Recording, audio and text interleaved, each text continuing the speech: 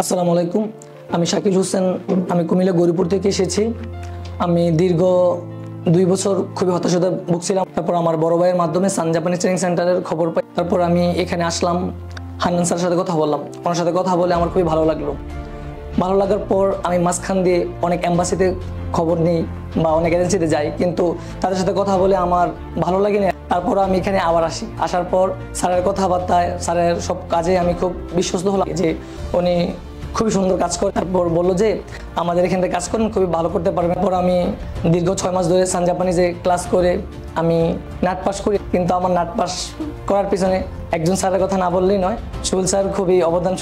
স্যারের খুব কষ্টের কারণেই হয়তো আমি আমার নাটটি পাস করেছি।